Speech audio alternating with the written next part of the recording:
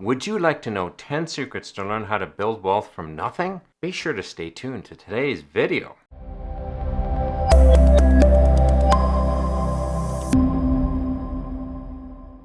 Hey, Frank Thomas here, and welcome to Wealth Generation Strategies, where I talk about tips, strategies, and secrets to help you build wealth. Today, I'm going to be teaching you the 10 what I think are the most important secrets that you need to know to learn how to build wealth from nothing. None of these secrets require a skill that you cannot master or afford to invest in. They are all obtainable, and funny enough, most people don't know any of them. It's crazy, I know, but anyhow, let's get started. First, develop a wealth mindset. This is a critical step in the process. Actually, it's very easy to save money, but keeping it will require you to retrain yourself with a wealth mindset. Let me explain. Several times in my life, I've saved large amounts of money. On a few occasions, it was well over $100,000. The trick here, though, is do I still have those savings? The answer is no. The big problem I found that I was still thinking like the old man, spending for pleasure and not saving for pleasure. When you develop a mindset where you decide that you will never, and I mean never, save the principal you put into savings, you're well on your way.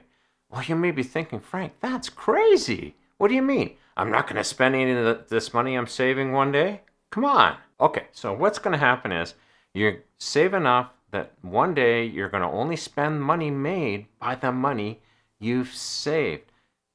Once you begin to understand this principle, you'll avoid the big money traps of having saved large amounts of money. That's another video for another day. The idea of the wealth mindset is you'll eventually save enough that the interest you earn from your savings will match or exceed your expenditures. Once this occurs, you're literally on easy street, and this leads us to our second secret. That is, set clear financial goals for yourself. First, determine what your financial expenditures will be once you feel that you're financially free. Really take some time to see what that looks like financially for you and your family. This is going to take some time because you need to figure out where you're going to live, what you want to enjoy for recreation, and where your living requirements are going to be in general. I know this is actually quite tough to pin down. As my wife and I are approaching retirement, I've been looking at our living expenses as well as our frivolous expenses. Where should we live? That in itself can greatly influence our overall monthly expenses.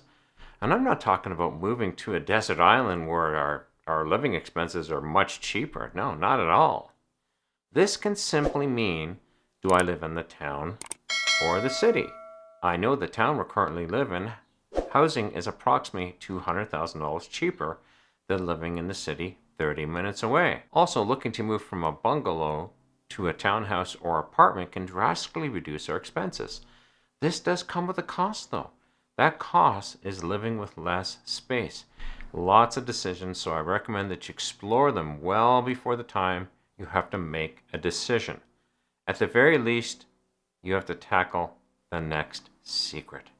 Number 3, create a budget and learn to stick to it. Yes, I said the word budget. I know it seems like it's a swear word. My greatest recommendation is not to overcomplicate this step, though. Take time. Look at your bank accounts and discover how much you're spending on hard expenses. These are things like your rent or mortgage, insurance, food, utilities. I think you get the idea. This does not include soft expenses like toys, entertainment, and things you can survive without. Once you define your hard expenses, do create a fixed expense called fun money. This is the money you leave aside for you and your family to have fun every month. Once you do this and stick to it, you'll reduce your ability to overspend on fun, and this sets you back. I won't belabor the point, but I got a lot of videos on my channel talking about creating a budget in detail. Do check them out if you want more information. Let's go to number 4 here. Reduce your debt. In the long run, folks like Dave Ramsey really have it right. If you're in debt, you're not starting with nothing. You're literally starting with less than nothing, and that can be a scary prospect. Figure out what your debt is and start to pay that debt back. Don't do what I did for many years and get comfortable with holding 14 or 15 or 20 or whatever amount of debt for years. I can't even imagine how much interest I've spent being comfortable with this debt. I think it would scare me.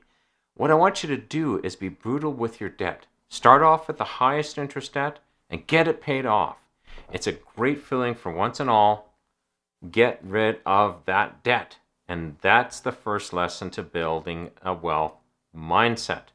Next, number 5, adopt a more frugal lifestyle. Yes, it's possible to learn to live more frugally. In life, when it's not checked, we normally increase our expenses with our income.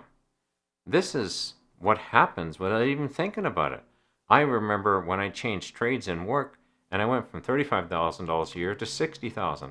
In the beginning, my wife and I felt so rich. We had tons of money left over every month, literally half of what we were making. Over the course of 2 years, though, we were burning through all the earnings every month from this higher salary. You may find that you're going to buy a better car and add car payments to your budget. You'll purchase better foods at the grocery store, and that becomes the norm. You name it, and you'll do it. So learn how to adapt a more frugal lifestyle means reevaluating each and every expense and deciding, is it really that important? And don't ignore small expenses. These can really add up. For example, do you buy lunch meat at $5 per 100 grams or $2 per 100 grams? Sorry to the American folks here. Everything here is in grams. You may not be eating the best of the best, but you'll not die either. And this leads us to our next secret.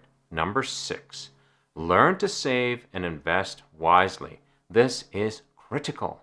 I've had conversations with many people over the years who've saved money in banking accounts, and they might be getting 2% interest on the account.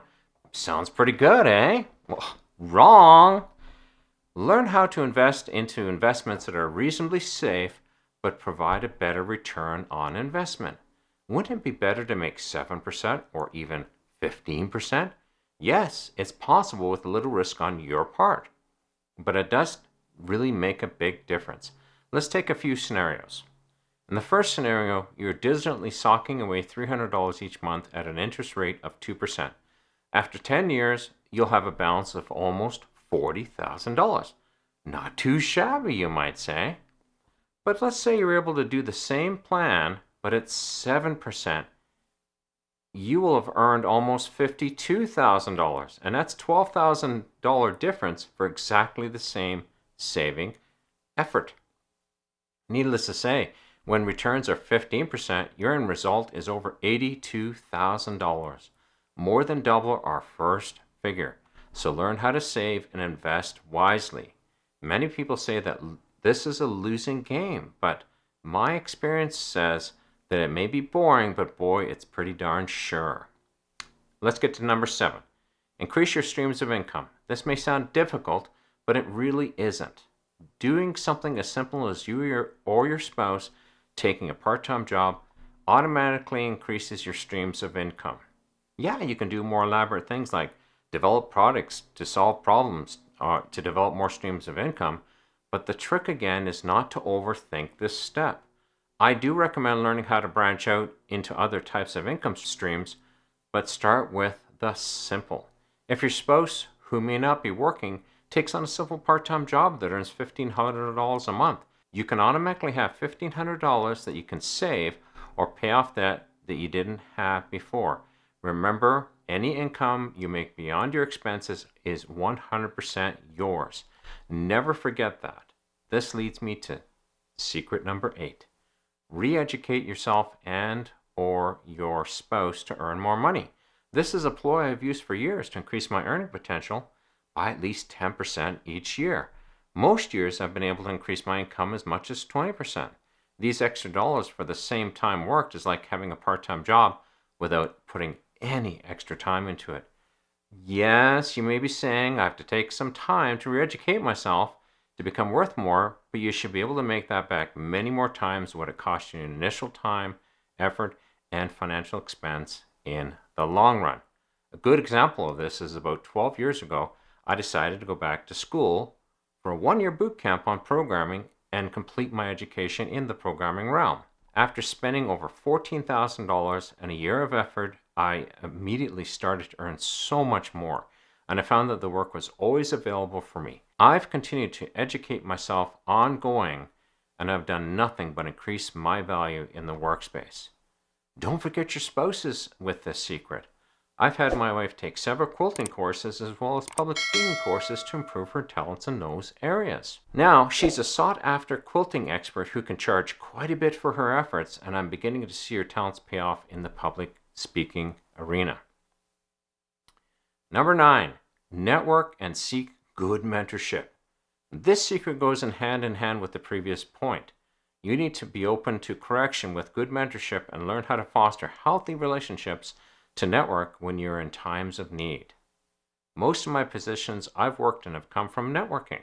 It's not been the first time I've obtained a position that was never advertised to the public because somebody knew me and I could fill that position and they trusted my talents. Also, seeking good mentorship will only open doors to networking even wider. Be open to correction and never become proud of your talents. I remember when I had a junior developer approach me with a better idea to solve a problem. Now, let me tell you, my pride could have done the talking and I could have told them to do it the way I told them, but I always like to listen. They actually came up with a brilliant and simple solution to the problem at hand. I've always felt that seniority that I've developed doesn't make me better than my juniors, but it will be a good guide to coming to good solutions. I remember what somebody once said, if you're the smartest person in the room, you've got problems. Surround yourself with smart people. That way, you're continuously being mentored and educated. And that leads us to number 10. Yes, we've got to number 10. Number 10 is learn the value of patience and consistency. There's one thing I hate being, and that is patient. Remember, though, that this process is not a sprint, but a lifelong marathon. With patience, that is the other attribute, there is consistency. Learn how to consistently save and watch our expenses. Don't contribute to your long-term savings sporadically. If you decide to throw a stone in the river every day as you walk by it, then if you miss a day and don't throw the stone in, return to the river and throw in that stone. Don't think, tomorrow I'll just throw in 2 stones. This will lead you to failure. Learn to be patient with your efforts and be consistent in your efforts as well. This can be especially tough when you've only saved a small amount after 6 months, but trust in this process. This is another lesson that leads to having a wealth mindset. I recently broke $160,000 in savings this month by starting with nothing just over 2 years ago. So it's very, very possible. And there you have it. The 10 secrets to building wealth from nothing. And watch what savings will do for you. You will find that as you build the wealth mindset, you will think very differently. And this is a good change for you. Without it, you'll never have great wealth and be able to retain it. If you're interested in learning about money myths that can derail your saving efforts, be sure to watch the video that you see on the screen right now. In this video, I cover 6 money myths that can really hamper your savings if you buy into any one or all of them. So be sure to check out this video. Otherwise, thank you so much for joining me today, and I look forward to seeing you in the near future. We'll talk to you then. Bye-bye.